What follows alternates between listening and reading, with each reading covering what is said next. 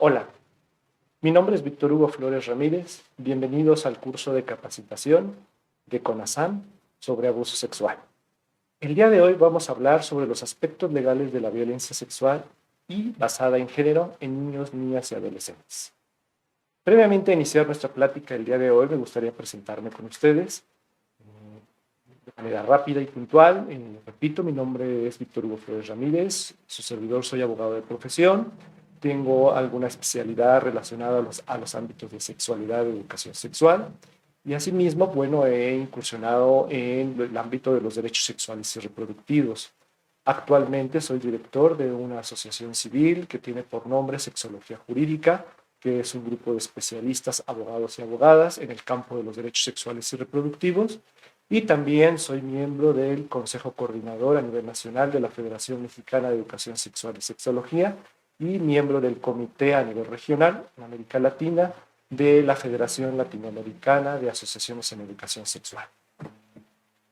Pues bueno, vamos a platicar el día de hoy, repito, sobre los aspectos legales de la violencia sexual y basada en género en niños y niñas y adolescentes. Y para ello vamos nosotros el día de hoy a plantear tres rubros muy importantes para nuestra plática. El primero, como estamos viendo en pantalla, está relacionado al ámbito de los derechos sexuales y reproductivos. El segundo, vamos a trabajar los aspectos muy puntuales en el ámbito de la violencia desde un punto de vista jurídico-sexológico. Y finalmente vamos a ver las diversas caras de la violencia, que sin lugar a duda es el tema que nos ocupa, principalmente el ámbito de la violencia sexual y de género. Pues vamos a arrancar con nuestra plática. Y el primer punto, como acabo de comentar, está relacionado al ámbito de los derechos sexuales y reproductivos. Nos preguntaremos, bueno, si vamos a hablar de violencia sexual, ¿por qué vamos a partir del ámbito de los derechos sexuales y reproductivos como un punto inicial para el efecto de poder llevar a cabo la exposición el día de hoy? Hablar sobre sexualidad conlleva necesariamente hablar, claro está, de los ámbitos de la violencia y también dentro del punto de vista legal. De ahí que, pues bueno, se establece una relación simbiótica entre dos disciplinas muy importantes. Por un lado el derecho y por otro lado la sexología. Y ambas, estas dos disciplinas, se traducen en lo que hoy llamamos y que se conoce como los derechos sexuales y reproductivos. Es decir, los derechos que están vinculados a nuestra sexualidad. Los seres humanos somos sujetos sociales, somos también, pues, estamos constituidos por un aspecto fisiológico y que nos atraviesa una gran complejidad para la comprensión de nuestra sexualidad. Y hablar de violencia sexual nos lleva de manera obligada a tratar los ámbitos de los derechos humanos vinculados a nuestra sexualidad.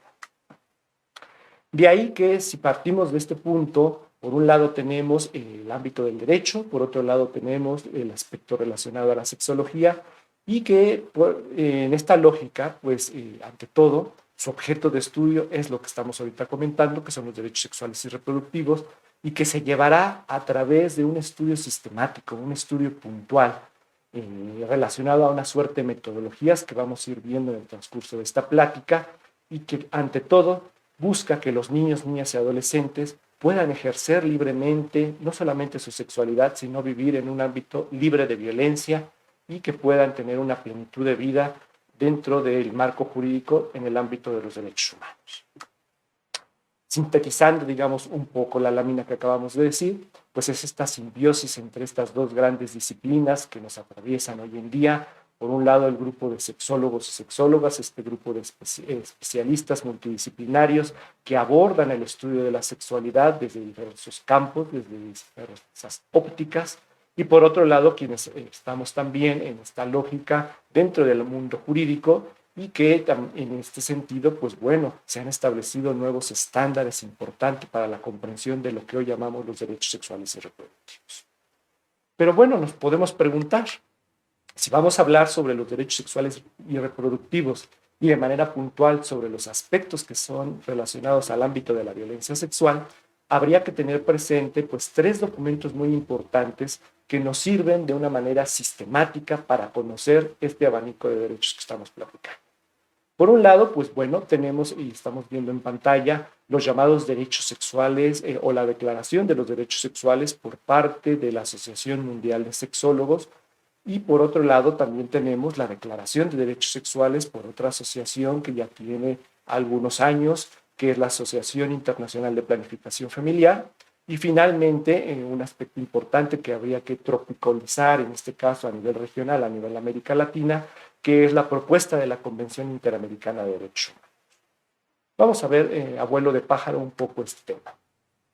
Por un lado tenemos, bueno, como acabo de puntualizar, este gremio reciente, digamos, de esta disciplina que no lleva arriba de 2 siglos de existencia, que se ha ido materializando en el estudio de la sexualidad, que es la sexología. Y este grupo de especialistas en un momento dado se agremian a nivel internacional y generan un documento en el año de 1997 que tiene por nombre la Declaración Universal de los Derechos Sexuales. Y esta Declaración Universal de los Derechos Sexuales, pues son esta suerte de principios programáticos que nos ayudan a comprender el abanico de la sexualidad desde una óptica jurídica. Y observamos, bueno, que en 1997 en pantalla en esta lámina se dieron a conocer 11 derechos sexuales y el que interese para efecto y la comprensión el día de hoy, pues es ante todo un ámbito relacionado hasta a la parte de la libertad sexual y por otro a la parte de la autonomía integral de nuestro propio cuerpo y tener la seguridad, ante todo, que en el desarrollo constante que tengamos en la vinculación con otras personas, tiene que ser libre de violencia.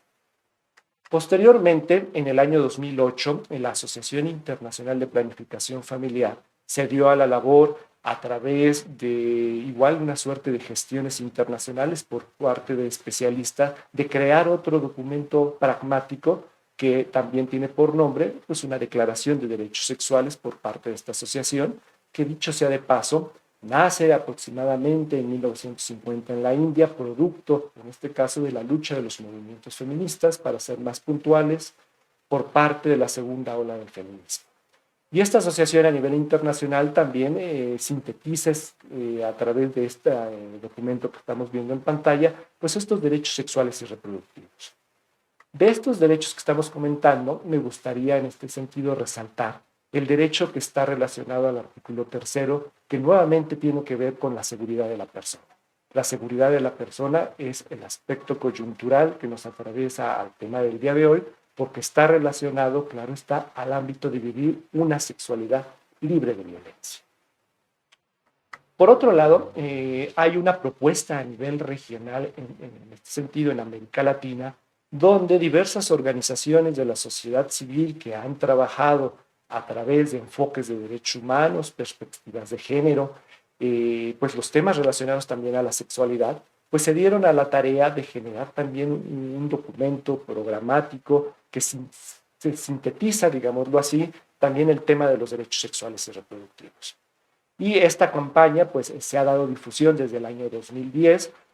Ustedes pueden consultar cualquiera de estos 3 documentos que estoy ahorita haciendo alusión dentro de los medios cibernéticos, bajarlos y consultar en un momento dado de forma puntual los mismos.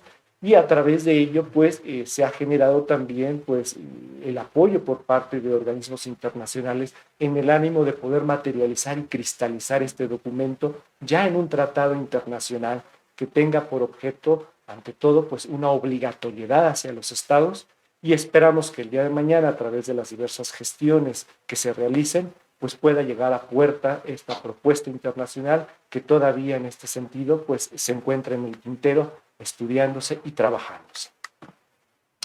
Dentro de esta propuesta que estamos comentando, pues vemos en pantalla que se establece por un lado el ámbito de los derechos sexuales, pero también se establece el ámbito de los derechos reproductivos.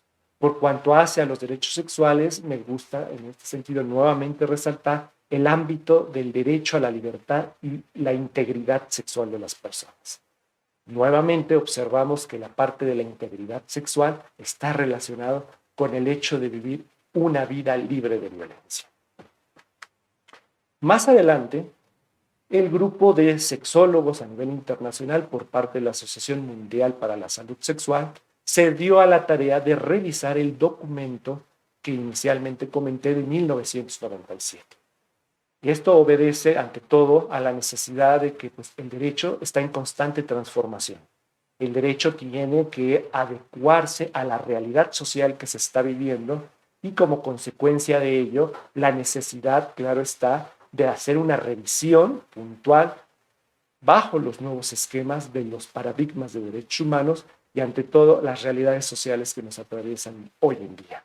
De ahí que este nuevo documento, que data ya del año 2014, vigente por parte de la Asociación Mundial para la Salud Sexual, pues nos arroja la Declaración de los Derechos Sexuales y que ustedes igualmente les invito a que puedan consultar a través de los medios cibernéticos cada uno de estos documentos.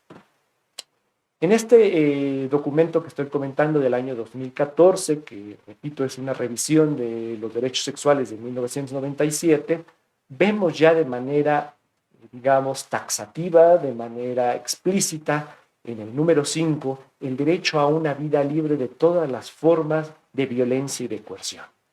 Y lo que hace, claro está, este documento es recoger a través de una revisión de los diversos tratados y convenciones internacionales sobre este tema, pues los aspectos relacionados a la sexualidad libre de violencia. En este sentido, pues bueno, también en esta lógica, el gobierno federal pues se ha dado a la tarea de generar en un momento dado pues una serie de documentos que sirven para poder explicar, como yo le digo a mis alumnos y alumnas, con palitos y bolitas, la comprensión y la complejidad del mundo jurídico. ¿Y cómo lo ha hecho? Pues a través de la elaboración de lo que se llaman las cartillas, en este caso de los derechos sexuales y reproductivos para niños, niñas, adolescentes, para jóvenes, y que les ayuda a comprender en mayor medida su sexualidad. Y con ello conocer cuáles son sus derechos como sujetos de derechos que son, y a través de ello entender que pueden y deben tener una vida libre de violencia en el ejercicio de la misma. Sin embargo, pues también habría que tener puntual otro documento relacionado al ámbito de los derechos sexuales y reproductivos, que es la cartilla que se ha dado también con personas, en este caso, con discapacidad. Recordemos que nuestra ley contempla 4 tipos de discapacidad. Tenemos por un lado la discapacidad sensorial, la discapacidad mental, la discapacidad intelectual y la discapacidad motriz. Y nuestros niñas y adolescentes no están exentos, claro está, de tener también una condición determinada de discapacidad y de ahí también conocer a través de estos documentos los diversos abanicos jurídicos que les atraviesan para la comprensión de sus derechos. Ahora bien, con independencia del documento que ustedes puedan consultar, sea por un lado el documento de la UAS, sea el documento de la IPPF, o sea en su caso la propuesta de la Convención de los Derechos Sexuales y Reproductivos por parte, en este caso, de las organizaciones civiles, debemos tener presente que todos los derechos sexuales y reproductivos orbitan o giran en torno a 4 derechos muy importantes. Por un lado, tenemos el derecho, en este caso, a la libertad, el derecho a la igualdad y a la no discriminación. Por otro lado, tenemos también el derecho a la salud. Y finalmente vamos a ver también el derecho a la educación sexual. Los dos, digamos, derechos rectores para la comprensión del tema, pues son, claro está, el derecho que se conoce como la igualdad y la no discriminación. En términos coloquiales podemos decir que es una moneda que tiene 2 caras, en el que por un lado observamos que está el derecho a la igualdad. En este caso, todas las personas somos iguales ante la ley, es un mandato constitucional, un mandato en materia de derechos humanos, que lo que hace el derecho en su caso es que, con independencia de todas las diferencias que nos atraviesan a los seres humanos, el derecho dice que no deben importar esas diferencias. Todas las personas somos iguales ante la ley y se establece un principio de igualdad jurídica universal. Y la otra cara de la moneda de estos derechos rectores es la no discriminación. En obvio, claro está que en función de esta igualdad no debemos generar actos que lesionen como consecuencia pues, la esfera jurídica de otras personas sobre pretexto de una serie de pensamientos o de acciones que pueden ser en detrimento de la vida y el pleno desarrollo de las personas.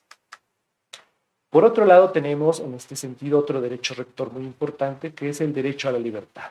Un derecho humano por excelencia, herencia de la Revolución Francesa, y que en el tema relacionado al ámbito del abuso sexual, tendríamos que arrojar el ámbito, por un lado, del derecho a la libertad sexual y el derecho a la libertad y a una vida libre de violencia que deben vivir los niños, niñas y adolescentes. Sin embargo, también otro derecho rector sobre los que orbitan cualquiera otro de los derechos sexuales y reproductivos, pues es el ámbito relacionado a la salud. No debemos olvidar que pues, somos también animales, tenemos una condición biológica que nos atraviesa y debemos atender nuestros aspectos somáticos, los aspectos anatómicos y fisiológicos que nos lleven a buen puerto para la comprensión, claro está, también de nuestra salud. Pero la salud no solamente se limita a un estado de bienestar físico, sino que también, bueno, pues la Organización Mundial de la Salud ya lo ha establecido en reiteradas ocasiones, que la salud no solamente es un estado de bienestar físico, sino también mental, social, emocional, que ayude a las personas a desarrollar su puerto de vida. Y con ello, pues bueno, si aterrizamos este tema de manera precisa al ámbito de la sexualidad, pues hablamos del concepto conocido como el ámbito de la salud sexual, que es el que estamos igualmente observando en pantalla y que la Organización Mundial de la Salud pues ha arrojado un documento muy operativo que yo invito a su lectura por parte de ustedes, que es el enfoque operativo para la comprensión de los derechos sexuales y reproductivos desde la óptica de la salud sexual. Por otro lado, aterrizamos el último derecho rector importante en este preámbulo de la primera parte de nuestra exposición, que está relacionada al ámbito del derecho a la educación integral de la sexualidad. Para ello, en su caso, pues bueno, diversos organismos internacionales, como es en este caso la Organización de las Naciones Unidas por parte, de manera muy puntual, en este caso de la UNICEF, ha establecido documentos rectores o documentos que sirven para llevar a cabo una suerte de lineamientos que los diversos estados deben seguir para llevar a cabo los procesos de una educación sexual integral y en este caso para que las infancias puedan entender, claro está, la sexualidad que viven y les atraviesa constantemente y vivir, claro está, libres de violencia.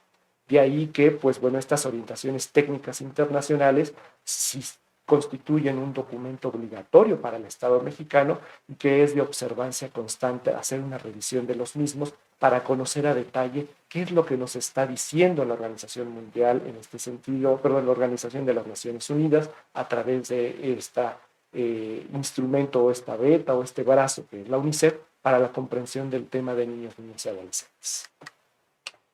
Y bueno, en este punto, por cuanto hace al último derecho rector que estamos abordando, que es el ámbito de la educación sexual, pues es muy importante señalar que de manera reciente, en el año 2019, pues se le lleva a cabo en México una reforma constitucional.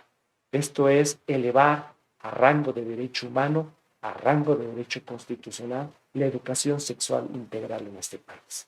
Por primera vez en la historia observamos, en este caso, que es obligación por parte del Estado establecer dentro de los planes y programas de estudio la educación sexual integral, en este sentido, pues a toda la población, a todas las personas, bajo los principios, claro está, de laicidad, de un conocimiento científico y, claro, también sobre la base de las metodologías y las comprensiones que las diversas disciplinas nos arrojan para el estudio multidisciplinario de la sexualidad humana. Sin embargo, pues bueno, una pregunta obligada, si es que hoy en día tenemos que los planes y programas de estudio deben abordar los ámbitos relacionados a la educación sexual, pues está qué es lo que debe abordarse dentro del ámbito de la educación sexual. Para ello tendríamos que remitirnos en su caso a la Ley General de Educación, que también fue publicada en el año 2019. Y observamos en pantalla dentro de su artículo 30 que hoy en día la educación sexual integral por parte del Estado debe contemplar, en su caso, los ámbitos relacionados a la planificación familiar, a una responsabilidad, en este sentido, materna y paterna en el ejercicio, claro está, de los derechos que corresponden en el tutelaje hacia niños, niñas y adolescentes, la prevención de los embarazos dentro de los adolescentes, una problemática en materia de salud que constantemente se hace hincapié para poder generar un beneficio a las infancias y adolescencias en México y también un tema muy importante relacionado a la parte biológica, evitar, claro está, y prevenir las infecciones de transmisión sexual. Si bien es cierto, nos ha atravesado de manera reciente la pandemia de COVID, no debemos olvidar que todavía está vigente una pandemia a nivel internacional, que es la pandemia de VIH-Sida. De ahí que es de manera puntual tener que comprender también las infecciones de transmisión sexual y establecerse dentro de los planes y programas de estudio, claro, en este sentido, pues los temas relacionados a estos temas. Ahora bien, pasando a la segunda parte de nuestra exposición que tiene que ver con el ámbito de la violencia, ya de manera puntual, pues ahora vamos a entenderla en el ámbito relacionado o desde una perspectiva, digamos, jurídico-sexológica. Para ello, pues bueno, tenemos que remontarnos ahorita a uno de los documentos que acabamos de señalar, que es en este caso la Declaración Universal de los Derechos Sexuales por parte de la UAS en su artículo 5º, y que me permito leer la lámina que estamos viendo en pantalla. El derecho en cita señala que es un derecho a una vida libre de todas las formas de violencia y en esta lógica y coerción relacionados a la sexualidad. Y esto incluye, pues, estar exentos de aspectos de violación, de abuso sexual, de acoso sexual, del bullying, un fenómeno que vivimos en las escuelas, los niños, niñas y adolescentes, la explotación sexual, la esclavitud, las formas de racismo, la trata de personas, todas aquellas conductas que de una u otra forma el derecho va a regular y a sancionar para podernos garantizar de una u otra forma el ejercicio de nuestros derechos dentro del ámbito de la sexualidad. Pero también vamos a ver otra serie de conductas más adelante que están relacionados al ámbito de la violencia de género y el ámbito de la violencia de género que atraviesan temas como la orientación sexual, la identidad de género y todas aquellas nuevas formas, digamos, que vamos aprendiendo de manera progresiva en torno a la sexualidad que nos atraviesa no solamente a las personas adultas, sino también a niños, niñas y adolescentes en este abanico tan gigantesco que es la sexualidad. Sin embargo, pues bueno, el derecho tiene que hacerse valer de disciplinas que le ayuden para la comprensión del tema de la violencia. Y disciplinas que estudian el comportamiento humano, como es la criminología, la antropología, la psicología, la psiquiatría, y a través de estas disciplinas que estudian el comportamiento humano, pues se ha dado a la tarea, perdón, de entender en su momento dado o tratar de comprender todas aquellas conductas que desplegamos y que de manera lamentable lesionan el derecho de niñas y niños y adolescentes. Y para ello, pues bueno, observamos en pantalla un modelo que se conoce como la pirámide del prejuicio. La pirámide del prejuicio nos ayuda en cierta medida a comprender el comportamiento humano. Y ante todo debemos tener presente que el sustrato y la base de todo son los llamados estereotipos. ¿Qué son estos estereotipos? Los estereotipos es lo que pensamos, es lo que aprendemos, es lo que nos enseñan. Y en función de esos procesos de enseñanza que se conocen como los procesos de socialización primaria y secundaria, sea en la familia o sea dentro de las instituciones educativas, pues vamos obviamente teniendo una comprensión de la realidad sobre esos procesos de enseñanza. Y pues bueno, esto responde los estereotipos a una pregunta que es, ¿qué es lo que estoy pensando? Pero no solamente los seres humanos somos pensamientos, sino también somos emociones. Y a través de estas emociones, esto lo traducimos de una otra forma en los llamados prejuicios. Perdón. Y los prejuicios en su momento responden a una pregunta de lo que siento. Lo que pensamos también lo introyectamos y lo llevamos a nuestra corporalidad. Y al momento que lo llevamos a nuestra corporalidad, pues entonces aquello que difícilmente comprendemos nos puede generar sentimientos de animadversión, de disgusto, de no aceptación. Y con ello, pues bueno, empieza a haber, claro está, pues un binomio entre lo que pensamos y lo que sentimos, y esto es lo que son los llamados prejuicios. Y los prejuicios sociales pues van a generar pues una laceración dentro de la sociedad porque no van a permitir que las demás personas puedan expresar libremente sus conductas a razón de estos pensamientos que en un momento dado aprendemos. Sin embargo, en su caso el derecho, pues no nos va a sancionar por lo que sentimos o por lo que pensamos. El derecho va a entrar en juego o va a entrar, digamos, a una participación al momento de que nosotros exteriorizamos nuestra conducta, al momento de que nosotros exteriorizamos no solamente nuestro pensamiento y nuestro sentimiento. Y es el ámbito en el que compete el aspecto relacionado a la discriminación. Todas aquellas conductas que restringen, lesionan o limitan el ejercicio del derecho de otras personas y es como consecuencia el momento donde el derecho entra en acción y que va a empezar a regular la conducta de los hombres en sociedad. Y una expresión en un momento dado dentro de la discriminación, pues lo es la violencia, el tema que nos ocupa. La violencia en sus múltiples caras, en sus diversas formas. La violencia tiene muchas caras y una de ellas es la violencia sexual y la violencia de género. Pero la expresión máxima de la violencia se traduce en los llamados crímenes de odio, aquellos crímenes que constantemente estamos cometiendo y que se traducen en la privación de la vida a otras personas por diversos motivos.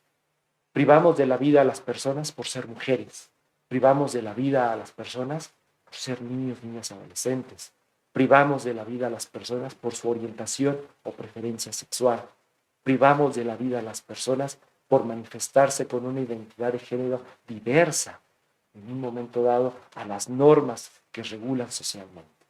Pero también en este sentido, privamos de la vida a las personas también por pensamientos religiosos. Y estos son los llamados crímenes de odio. En un momento dado, la expresión más cruda de la violencia que se materializa socialmente a razón de la falta del entendimiento social y, ante todo, la empatía y la comprensión de la diversidad humana que somos. Bueno, ahora estamos observando dentro de esta pantalla, pues, una serie de prejuicios y estereotipos sociales. De forma lamentable, vivimos en una sociedad que enaltece una serie de valores que responden a lo que se conoce como un sistema patriarcal. Un sistema en el que los hombres tenemos un privilegio social por encima de muchas otras personas. Todas aquellas personas que no obedecen a la lógica de ser hombres dentro de una construcción hegemónica, dentro de las llamadas construcciones de la masculinidad hegemónica, serán sancionadas social y culturalmente. De ahí que hay determinados valores sociales dentro de este sistema patriarcal que en su caso pues responden a lo que se conoce como el machismo, se responde en un momento dado a lo que se conoce como el sexismo, a la misoginia. Somos una población extremadamente misógina, es decir, no aceptamos ni valoramos en este sentido toda la comprensión de lo que representa la feminidad y el ser mujer. Pero no solamente ello, sino que también vivimos dentro de una sociedad patriarcal que en su momento dado es de corte heterosexual o heterosexista. Esto es, aquellas personas que solamente en su momento dado responden a una orientación erótico-afectiva hacia personas de diferente sexo. Y como consecuencia, aquello que no responde a esta norma social y cultural será sancionada socialmente dentro del sistema por parte del sistema patriarcal. Toda esta suerte de valores, por citar algunos de estos, pues tienen que ver ante todo con estos estereotipos y prejuicios sociales. De ahí que la pregunta es, ¿cómo podemos deconstruir o derribar estos estereotipos o prejuicios sociales que nos atraviesan culturalmente? Para ello, pues podríamos remontarnos a lo que se conoce como la llamada teoría de los antiestereotipos. La teoría de los antiestereotipos fue propuesta por una gran mujer que ocupó uno de los más grandes cargos dentro del sistema de justicia de los Estados Unidos al interior de la Corte Suprema, que tiene por nombre Ruth Bader Ginsburg. Esta mujer propuso esta teoría y lo que señala y lo que nos invita a reflexionar por una parte es que hay que identificar estas formas sociales que laceran nuestra construcción social, el tejido social, y que se traducen en estos estereotipos y prejuicios sociales. Pero no solamente hay que identificar y nombrar las formas, sino que también hay que exponer el daño. Hay que hacer evidente el daño que constantemente está generando todas aquellas manifestaciones de nuestra conducta que se traducen en estos prejuicios y estereotipos que se materializan culturalmente.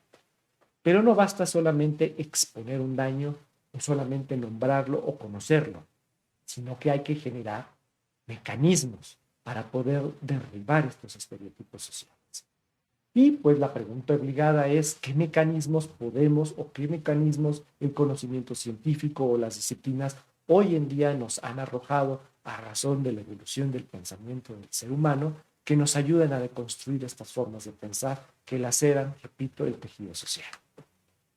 Pero previo a señalar en este sentido cuáles son algunos de estos mecanismos que hoy en día el derecho utiliza para poder en un momento dado atender la problemática de la violencia, pues hay que tener presente esta suerte de estereotipos de género que nos atraviesan socialmente. Algunos de ellos que estamos observando en pantalla podemos señalar, por ejemplo, los estereotipos que se desarrollan al interior de la familia o en las relaciones de pareja. Observamos, por citar un ejemplo, en el que de manera tradicional se ha establecido que los hombres somos proveedores, en tanto que las mujeres están relegadas al espacio privado o al espacio doméstico. Este es un estereotipo y un prejuicio social que hay que deconstruir. ¿Por qué? Porque todas las personas podemos desarrollarnos laboralmente con independencia de cuál sea nuestro género o nuestro sexo biológico de nacimiento. Por otro lado, también los diversos roles en la vida doméstica. También tenemos, por ejemplo, el estereotipo social en el que la mujer en el espacio privado tiene a su cargo el cuidado del hogar y la crianza de los niños y niñas y adolescentes, y los hombres los reservamos al espacio público. Otro prejuicio constante también dentro de las labores, en este sentido, dentro del seno familiar. Pero si aterrizamos al punto, claro está, de la violencia, pues hay un rol de género muy en particular, que es el rol que manejamos en la manera de los conflictos. ¿Cómo resolvemos la problemática? ¿Cómo resolvemos nuestros problemas sociales?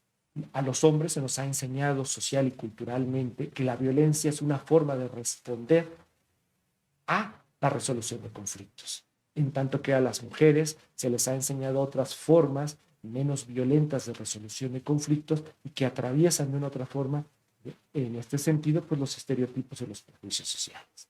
De ahí que estos estereotipos que estamos ahorita señalando y algunos de los ejemplos, pues las disciplinas, en función de lo que acaba ahorita de comentar, la teoría de los antiestereotipos, pues nos plantean los diversos mecanismos que nos ayudan a derribarlos o a deconstruirlos social y culturalmente. Y ello nos invita, en su caso, a tener presente pues, el trabajo que han hecho las mujeres histórica y culturalmente. ¿A través de qué? Pues a través de los diversos movimientos sociales y culturales. Y en este sentido, es de obligada tener que entrar a estudiar en los diversos movimientos feministas y los diversos aportes que nos han dado a través de la historia, en lo que se conoce como las olas del feminismo, la primera, la segunda, la tercera y hoy en día la cuarta ola del feminismo, y los aportes sistemáticos que nos arrojan para comprender las formas larvadas de violencia que laceran los constructos sociales. Y en este sentido, habría que enfatizar la última conferencia internacional de la mujer, que es la conferencia de Beijing, donde por primera vez se posicionan los derechos reproductivos de las mujeres en la esfera pública y en la esfera internacional, y ante todo, la diversa violencia que tienen niñas a nivel internacional en el ejercicio también de su sexualidad. Por ello es de importancia estudiar en específico la cuarta Conferencia Internacional de las Mujeres, porque nos invitan a reflexionar sobre estos constructos sociales y culturales. Asimismo, dentro de estos diversos mecanismos, gracias, claro está, a estos movimientos sociales, habría que puntualizar que los llamados estudios de género nos dan tres herramientas muy importantes de trabajo. Por un lado, tenemos la teoría de género. Por otro lado, tenemos lo que se conoce como la perspectiva de género y finalmente el análisis de género. Voy a centrar mi atención solamente en el ámbito de la metodología de género. ¿Qué es esto de la metodología de género? La metodología de género, como pues, su nombre lo dice, pues es una herramienta de estudio que nos ayuda a ver la realidad a través de lentes violetas. ¿Qué es esto? Ver en un momento dado los procesos sociales, cómo se entretejen las relaciones de poder entre hombres y mujeres y entre hombres y otros grupos sociales, como son niños, niñas, adolescentes, personas con discapacidad, personas de la diversidad sexual, y cómo se entretejen estas relaciones sociales. Y en función de estas relaciones sociales se establecen procesos de desigualdad para el ejercicio de nuestros derechos. En otras palabras, o en términos coloquiales, el piso no está parejo para todas las personas. Y al momento que el piso no está parejo, es necesario ver cuáles son estos focos rojos que ayuden como consecuencia a saber dónde hay que incidir de mejor manera y de mejor manera, en el ánimo de poder concretar los derechos y el ejercicio de los mismos por parte de las personas.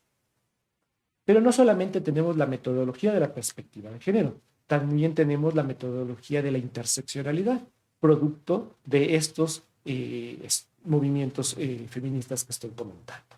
Y la interseccionalidad, ¿qué es lo que nos dice? Los diversos seres humanos nos atraviesan diversas condiciones.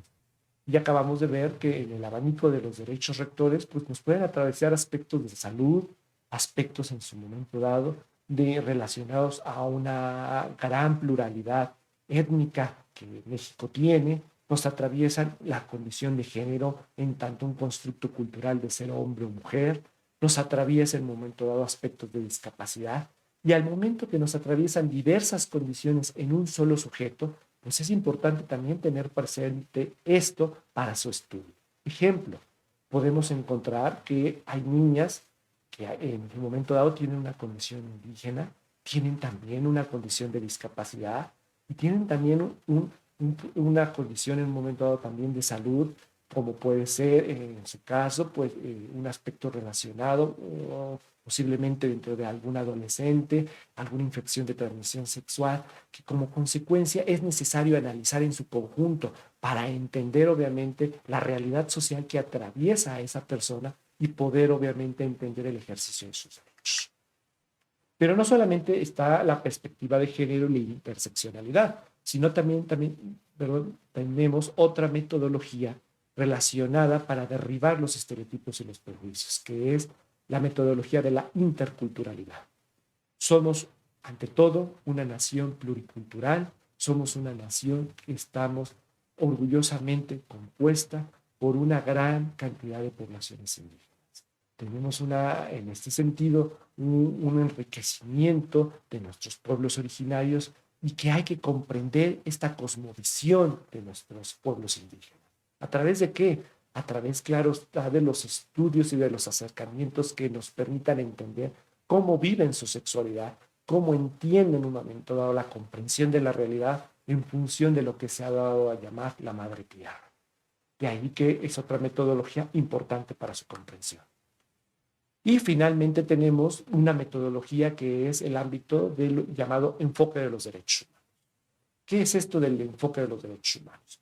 Estamos observando que hay diferentes grupos sociales, grupos indígenas, grupos de mujeres, grupos de diversidad sexual, grupos de niñas, niñas y adolescentes, y lo que hace el derecho es estudiar los diversos derechos que van ejerciendo cada una de estas poblaciones. Y como el piso no está parejo, como hace rato lo acabamos de señalar, pues ve el derecho que hay focos rojos en el ejercicio de cada uno de estos grupos para el goce y ante todo el ejercicio de sus derechos humanos. De ahí que haya que entrar al estudio puntual de cada uno de estos grupos y esto es a lo que llamamos el enfoque de los derechos humanos. Así pues, bueno, haciendo un recuento en estas dos primeras partes de lo que llevamos de nuestra exposición, tenemos por un lado, ya vimos el ámbito de los derechos sexuales y reproductivos, un panorama general, cuáles son sus documentos, cuál es este escenario internacional, de qué manera o qué documentos también el Estado mexicano ha dado para que niñas, niñas y adolescentes conozcan obviamente su sexualidad a través de estos documentos y con ello también saber que es importante vivir una vida libre de violencia. En nuestra segunda parte de la exposición, también haciendo un breve recuento, observamos que, bueno, el fenómeno de la violencia nos atraviesa. Recordemos que la violencia, pues, es un problema de salud pública y así lo ha establecido la Organización Mundial de la Salud y por ende los estados han tenido que entrar a establecer determinados mecanismos para poder reducir y paliar la violencia que vivimos culturalmente. Y observamos que, bueno, en función de poder llevar a cabo la comprensión de la violencia, pues se generan obviamente determinados modelos para poderla aterrizar, para poderla analizar y ante todo establecer mecanismos de estudio que nos ayuden en un momento dado a poder derribar los llamados prejuicios y estereotipos sociales.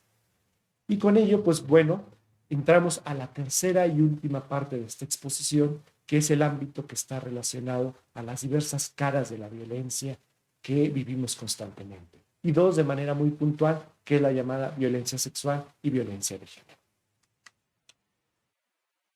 Para poder entender estas dos violencias que nos atraviesan culturalmente, debemos tener presente, digamos, un modelo que nos ayuda a entender dónde se despliegan o dónde podemos encontrar las violencias que estamos comentando, que es el llamado triángulo de la violencia de Johan Galtung.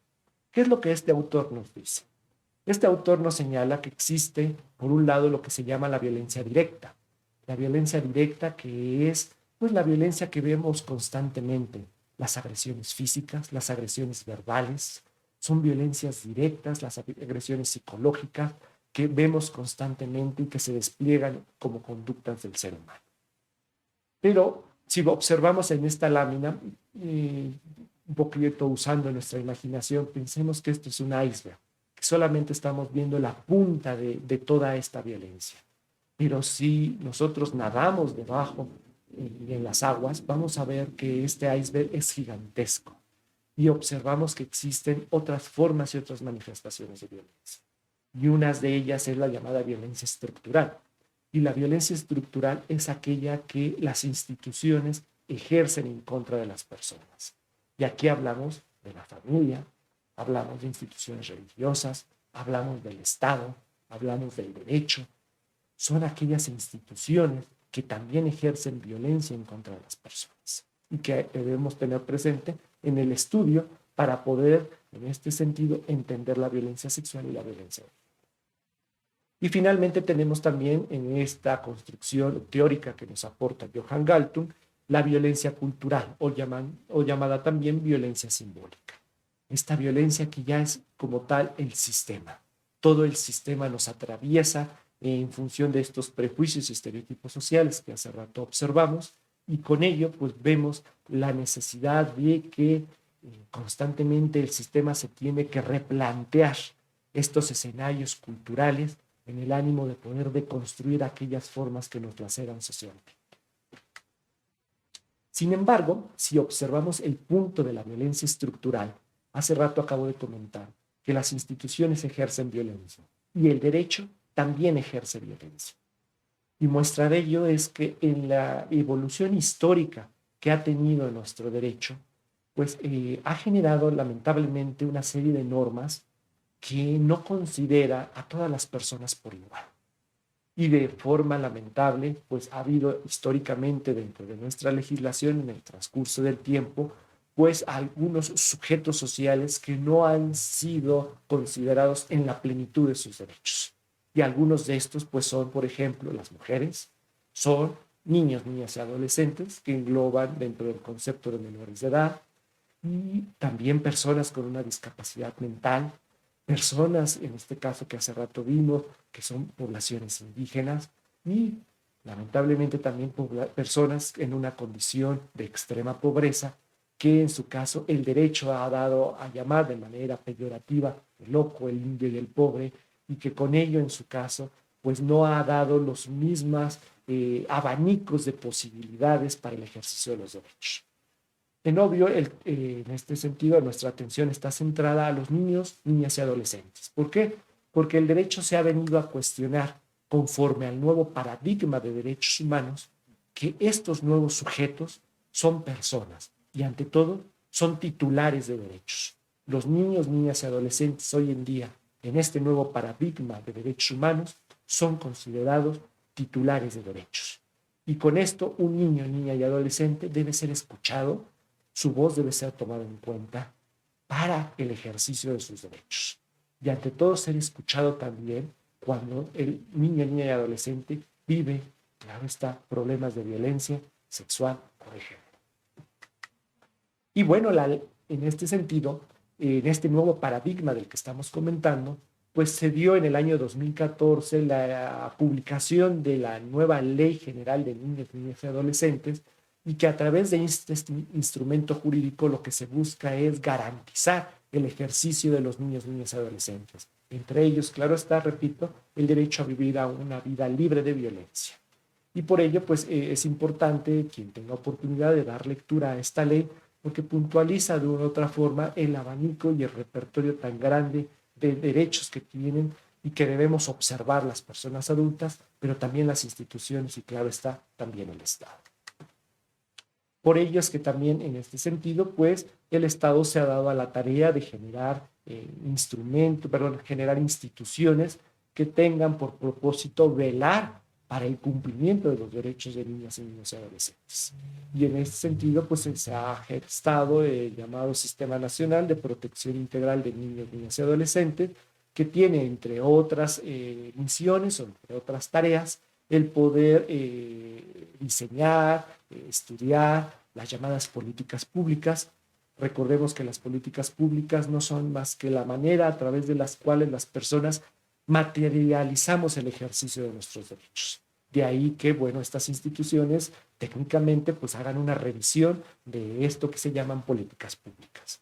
Por otro lado, también se ha dado a la tarea esta institución de tener que revisar la normatividad jurídica. ¿Por qué? Porque pues estamos viendo que las normas también generan violencia y hay que despojar del ordenamiento jurídico aquella normatividad que no permite que niños, niñas y adolescentes puedan tener en consecuencia el ejercicio de sus derechos en un plano de igualdad jurídica y de no discriminación. De ahí que al momento de llevar a cabo pues una revisión de una de estas caras de la violencia, que es la violencia sexual, pues digamos que para efectos didácticos el concepto de violencia sexual es un concepto paraguas que engloba una serie de conductas que regula el ordenamiento jurídico y que estas conductas tienen una naturaleza de carácter sexual, en las que encontramos algunas que acabamos de reseñar hace rato, en la lámina que observamos de los derechos a una vida libre de violencia, como la violación, el abuso sexual, el acoso sexual, por citar algunas, y que, repito, es este concepto paraguas que las disciplinas ajenas al derecho se han dado a la tarea de estudiar y de trabajar para que le aporten al conocimiento jurídico una exactitud del tema que nos ocupa para la comprensión en un plano legal. Por ello es que se ha tenido que hacer una revisión como consecuencia pues, del Código Penal. E históricamente, pues bueno, también nuestro Código Penal ha atravesado pues una regulación de diversas normas jurídicas y muchas de estas normas jurídicas y la importancia de citar el Código Penal, ante todo, es que es esta legislación que hace reposar los valores sociales y culturales que en un momento histórico determinado guardan un gran valor en el seno de una sociedad. De ahí que los códigos penales pues establezcan y sancionen conductas en un momento dado de naturaleza sexual, que se han dado llamar los llamados delitos sexuales. Los llamados delitos sexuales que en su caso en diversas legislaciones de esta naturaleza pues van a regular en un momento dado esta suerte de conductas que estamos ahorita comentando. No voy a entrar a establecer de manera técnica cada uno de los delitos que están establecidos en los códigos. En primer lugar, porque esto abonaría o rebasaría a propósitos de esta capacitación el día de hoy. Y por otro lado, habría que hacerse una revisión de manera puntual de 32 códigos penales en función del estado donde estamos nosotros viviendo. Sin embargo, podríamos señalar en términos muy generales que los delitos sexuales, que en su caso podemos observar dentro de los diversos códigos que estamos ahorita comentando, existen tres rubros muy importantes. Aquellos delitos que están en un momento dado establecidos contra la libertad personal, en este caso la privación de la libertad de las personas con fines sexuales. Habemos otros delitos que encontramos en la literatura, que son los delitos que atentan en un momento dado contra el libre desarrollo de la personalidad, contra el libre desarrollo psicosexual de las personas. Y en su caso, pues bueno, pues vemos, por un lado, que aquellos delitos que están relacionados a privar de la libertad a una persona con fines sexuales, pues data de aquellos años ya muy remotos, en esta legendaria fábula que nos enseñaron desde muy chicos, cuando la población, en este caso, el pueblo romano se fundó, a través de esta leyenda de que una loba amamantó a dos niños llamados Rómulo y Rémulo, y que a través de aquella famosa leyenda se fundó el pueblo de Roma. Y en aquellos años pues había que fundar este pueblo y había como consecuencia que pues multiplicarse en este sentido social y culturalmente y biológicamente. Y en aquellos años nace el llamado rapto de las Sabinas, que es el privar de la libertad a una persona con fines sexuales. De ahí que pues de esta legendaria fábula que estoy ahorita comentando, y nace finalmente este delito que se traduce de una otra forma en restarle la libertad de manera ilegal a una persona con un fin sexual. Pero también encontramos, como acabo de señalar, otros delitos que se engloban dentro del ámbito del normal desarrollo psicosexual de las personas. Y a la hora de que hagamos una revisión respecto de la normatividad del Código Penal, vemos que están los delitos de violación, del incesto, del acoso sexual, del abuso sexual, del estupro, y con ello pues vemos que la legislación pues puntualiza cada una de estas conductas, establece sanciones a cada uno de estos delitos y establece pues quiénes son los sujetos que en su caso pueden cometerlos, y por otro lado quiénes son los sujetos en los que se conoce como víctimas, en este caso, de las conductas que se despliegan. Y por ello es que el derecho para la comprensión de algunos de estos delitos, por citar el delito de violación, pues se tiene que allegar, repito, de otras disciplinas como es la antropología, la psicología, la psiquiatría, para comprender en su caso y poder regular y sancionar jurídicamente el tema que nos ocupa. De ahí que pues es necesario abonar al estudio de otras disciplinas que nos ayudan a entender el comportamiento sexual humano. Y en esta evolución que se da dentro de la diversa legislación, habría que resaltar, por ejemplo, pues que los legisladores, igualmente en el trabajo constante que realizan, pues han tenido que reformular los diversos conceptos que las leyes establecen en función de estas metodologías y de estas perspectivas. Y muestra de ello es, por ejemplo, la evolución del concepto de cópula. Hoy en día la cópula se entiende como la introducción del pene en el cuerpo humano, ya sea por vía vaginal, anal u oral. Sin embargo, esto no ha sido así históricamente en todos los tiempos.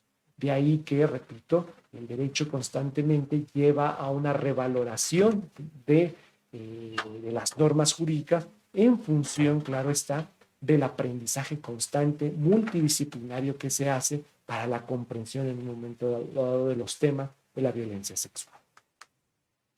Pero también si abordamos, por ejemplo, el ámbito de estos delitos en específico, también está el delito de violación, pues tenemos que allegarnos de forma dentro del ámbito, en este caso, de las disciplinas muy en específico de la sociología, a comprender las diversas tipologías que nos invitan a la comprensión del tema.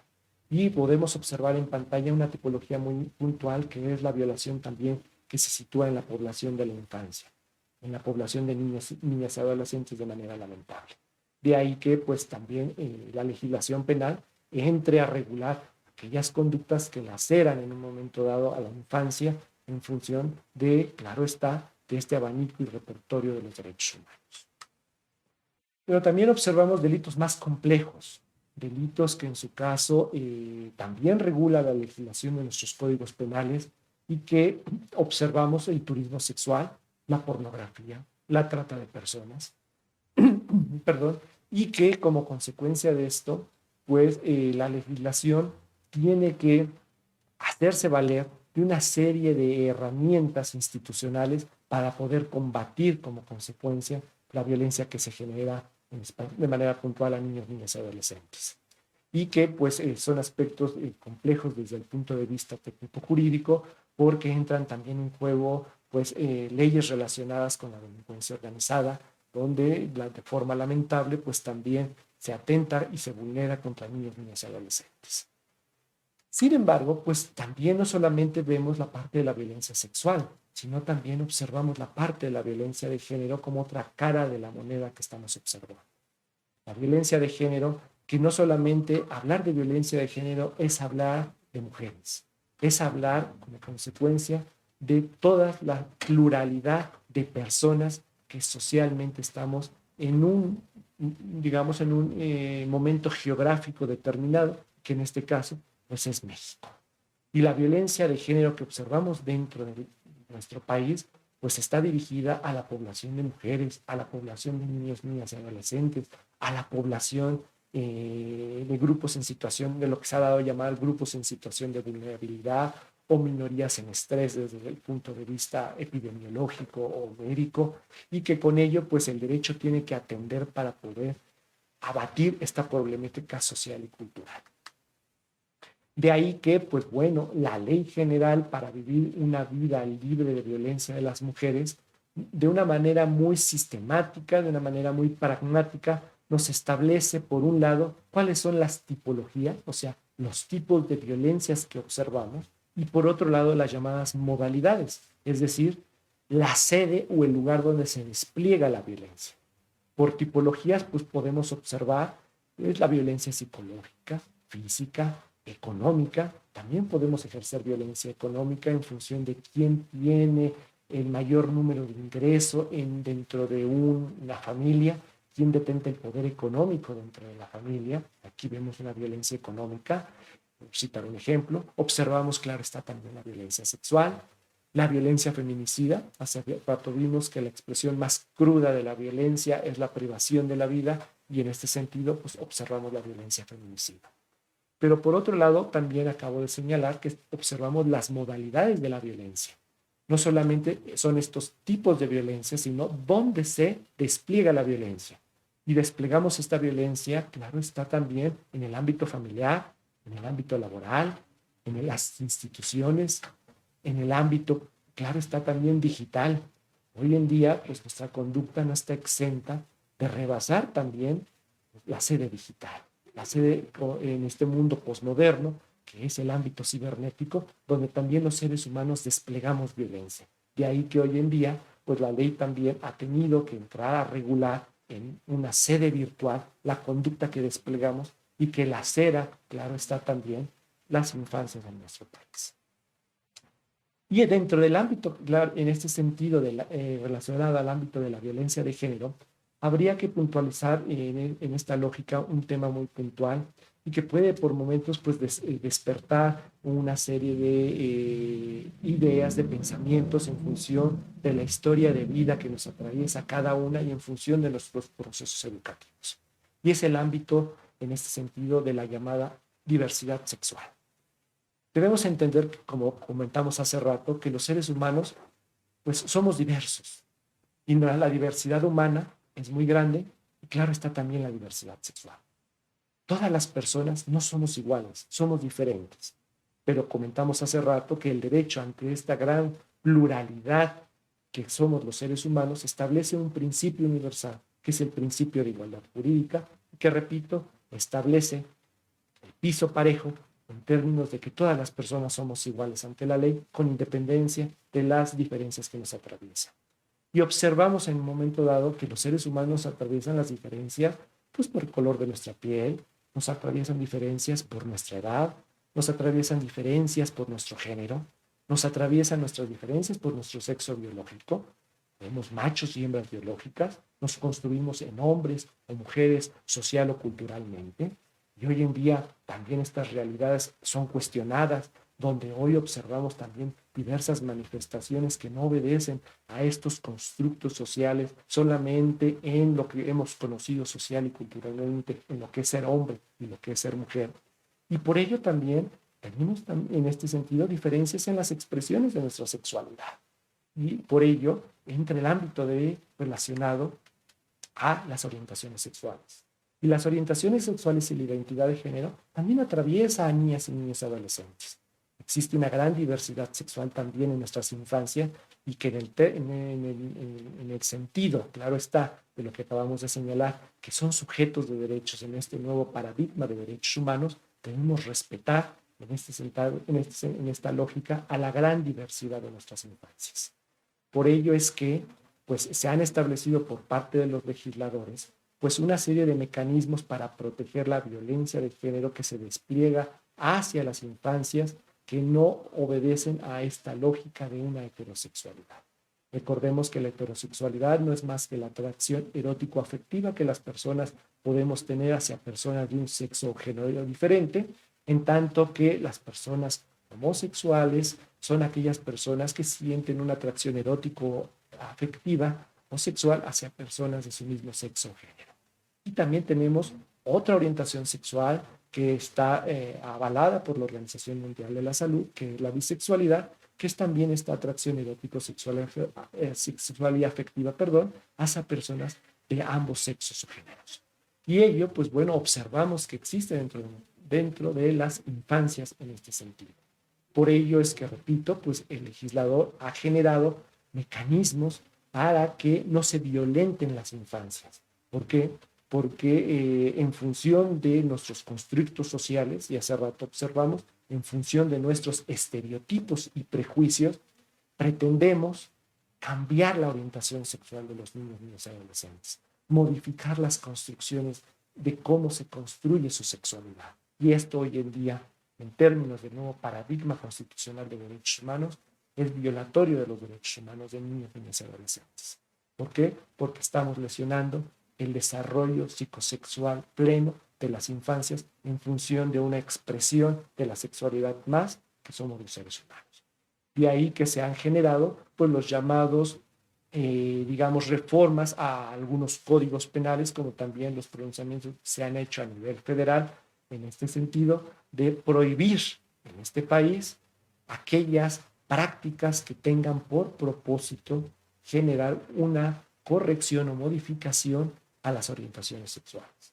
Recordemos que las orientaciones sexuales diversas a la heterosexual no son una patología, y así lo han establecido hoy en día la Organización Mundial de la Salud, que con base, claro está, en los estándares internacionales y en el conocimiento científico, resultan de observancia obligatoria para el Estado mexicano, como también en su momento dado para la población mexicana, en función de estos estándares internacionales. De ahí que pues, también hay un tema aún en día más complejo, que es el tema del reconocimiento de las infancias trans. Y para ello me explico. Todas las personas en su momento dado nos construimos social o culturalmente como hombres o mujeres. Y nos percibimos también en nuestro fuero interno en función de ser hombre o mujer. Desde corta edad, pues nos sentimos en un momento dado una percepción subjetiva de pertenencia a un género determinado que no necesariamente va a corresponder con nuestra biología. Esto es que, bueno, me pongo yo en este sentido como un ejemplo, pues soy una persona biológicamente que responde a un macho biológico con una genitalidad externa e interna a un espectro biológico de un macho dentro de las especies animales y que se identifica con un género social y culturalmente masculino conocido como hombre. Sin embargo, no todas las personas tienen una concordancia entre su sexo biológico y la identidad de género con la que se identifican social y culturalmente. Y esto es a lo que se ha dado a llamar en un momento dado el discurso de la transgeneridad y la transexualidad. Esta discordancia que atraviesa en un momento dado a las características biológicas y por otro lado a la percepción subjetiva de pertenencia a un género determinado. Y ello, pues también lo observamos dentro de las infancias, en este caso dentro de las infancias de niños, niñas y adolescentes.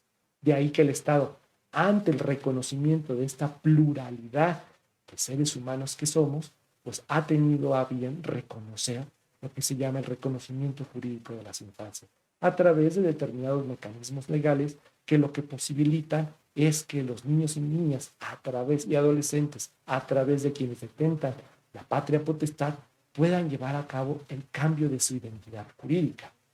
Yo nací con el nombre de Víctor Hugo Flores, perdón, yo nací y me fui registrado con el nombre de Víctor Hugo Flores Ramírez en mi acta de nacimiento.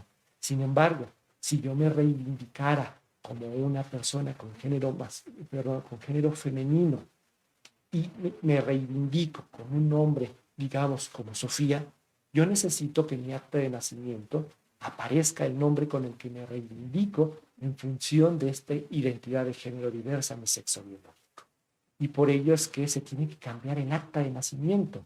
y a través, claro está, de los representantes legales de niños, niñas y adolescentes, que son papás, mamás o de quien detente, en este caso, la guardia y custodia o la tutela de los menores, en su momento podrá generar las acciones legales conducentes para el reconocimiento de su personalidad. Por ello, también es importante tener presentes estos referentes culturales. Algunos de nosotras y nosotras hemos de recordar en nuestra infancia que nos criamos con los llamados Muppets. Los Muppets fueron un programa o son un programa televisivo que tiene por propósito dar una serie de valores culturales de enseñanza enfocada a las poblaciones menores de edad. Y en este sentido, pues bueno, posteriormente nació una nueva generación que se llamaron los Baby Muppets y recordaremos que había un muñequito azul llamado Gonzo. Y este muñequito azul, en función de estos nuevos referentes sociales y culturales, en función de este abanico y el paradigma de derechos humanos que estamos comentando, pues nos da un referente cultural en el que una de las campañas internacionales, en este sentido más bien cinematográficas norteamericanas, conocida como Walt Disney, pues ha puesto en escena un referente cultural al darnos a conocer el nuevo personaje de Walt Disney conocido como Gonzorela. Es decir, este muñequito azul, que era un niño, hoy en día se genera digamos, un cambio en función de este nuevo nombre llamado Gonzorela, en el que se reivindica como una infancia trans con estos nuevos derechos humanos que nos atraviesan. Todo esto que estamos hasta este momento señalando, pues obedece al ámbito de la educación sexual integral. Repito, este derecho rector, que es importante tener presente dentro de los derechos sexuales y reproductivos, y de ahí, claro está, que como consecuencia de esto, pues se despliega pues, una serie de violencia también en el ámbito escolar. De ahí que se han tenido que generar campañas en su momento dado de prevención de violencia en el ámbito escolar que atraviesan a las diversidades en este sentido de la infancia que están inscritas dentro de la diversidad sexual. De ahí que debemos respetar a los niños, niñas y adolescentes que tienen una expresión erótico-afectiva diversa a la heterosexual, o en su caso, niños, niñas y adolescentes que se manifiestan con una identidad de género diferente al sistema que comúnmente conocemos dentro de este constructo binario de hombres y mujeres socialmente conocido. Por ello es que, pues bueno, el Estado ha tenido que ir tomando cartas en el asunto y los diversos mecanismos que se generan a través del Estado, pues son por parte del Poder Judicial los llamados protocolos para juzgar, en este caso, con perspectiva de infancia y adolescencia. Esto es entender a las infancias y adolescencias con este enfoque en un momento dado de comprensión en el marco de los derechos humanos sobre la base de la Ley General de Niños, Niñas y Adolescentes que nos permita aterrizar y comprender estas realidades y cómo en su caso se pueden generar instrumentos que ayudan a quienes imparten y procuran la justicia para beneficio en un momento dado de la infancia, pues tener y contar con herramientas necesarias para la comprensión, claro está, de estos temas que son complejos, que es la diversidad sexual y claro está también la diversidad humana que son. Pero no solamente se han generado estos mecanismos jurídicos o instrumentos en abono a los sistemas de impartición de justicia que tienen que ver con la perspectiva de infancia y adolescencia, sino también las metodologías con perspectivas de género. Vimos ya estas metodologías, no abonaré más en esto, sin embargo, bueno, simplemente tener presente que el Estado día a día se capacita a través, en este sentido, del Poder Judicial para poder entender las problemáticas que se evidencian al momento que se da o digamos, se proyectan cultural y socialmente las conductas que laceran a los niños, niñas y adolescentes y con ello contar con herramientas que posibiliten, obviamente, dar resoluciones acordes a de interés superior de la infancia. De ahí que pues, se demande una constante capacitación. Necesitamos estar capacitados y capacitarnos constantemente. De ahí que pues, sea el propósito de este curso, de este taller, en el ánimo de tener pues, una idea general de lo que representa dentro del punto de vista legal, pues las violencias que incursionan en este caso dentro de nuestras infancias. Pero pues también es necesaria esta capacitación no solamente en el seno del magisterio, sino también la capacitación a otras profesiones, como es en este sentido aquellas que participan y coadyuvan en los procesos de procuración y de impartición de justicia. De ahí que el tema que hayamos el día de hoy abordado de manera inicial desde el punto de vista de la sexología, que es este campo maravilloso y multidisciplinario para la comprensión de la sexualidad, pues coadyuve con los sistemas de impartición de justicia a través obviamente de un conocimiento científico particular y que pueda allegarse a través de peritos especializados que trabajen sobre violencia sexual en niños, niñas y adolescentes, en aspectos de psicología, de psiquiatría, de aquellas disciplinas del comportamiento que ayuden, claro está, a los juzgadores a conocer en mayor medida el tema de la violencia sexual y violencia de género. De ahí que también pues se demande una constante capacitación en lo que estamos ahorita comentando por parte de algunos instrumentos internacionales que se han generado también por parte de UNICEF, que son los llamados protocolos forenses para quienes estamos insertos en todos estos aspectos relacionados a la procuración e impartición de justicia. De ahí que pues es claro que los profesionistas constantemente tenemos que estar actualizándonos en este tema en función de las realidades que nos atraviesan social y culturalmente y que el derecho no está ajeno a ello. El derecho, en teoría, debe, claro está, regular la conducta social, pero debe estar al servicio de la sociedad. Y el derecho, al momento que está al servicio de la sociedad, se traduce que tiene que modificar todas sus normas jurídicas para poder adecuarse a estas realidades sociales que hoy en día nos atraviesan.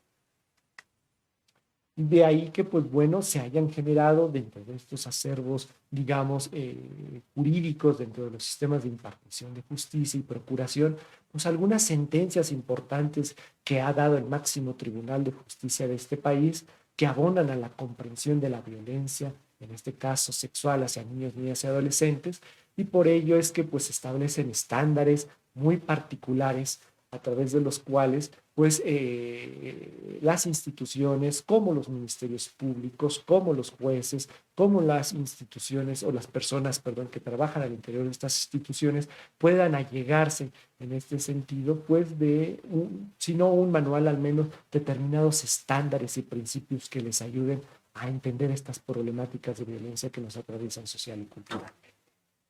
De ahí que, pues para ir finalizando el tema que nos ocupa el día de hoy, pues es importante tener presente que en el marco internacional de los derechos humanos debemos abrazar, claro está, a una vida libre de violencia. Y en el caso de niñas, niños y adolescentes, poder brindar espacios seguros donde puedan tener el desarrollo pleno de su personalidad, donde puedan llevar a puerto, claro está también, el ejercicio de su aprendizaje, libre de discriminación, libre de violencia y ante todo en el respeto a su integridad física, mental, psicológica, que pueda abonar el día de mañana a que nuestras generaciones puedan vivir potencialmente no solamente su sexualidad, sino su vida de manera placentera.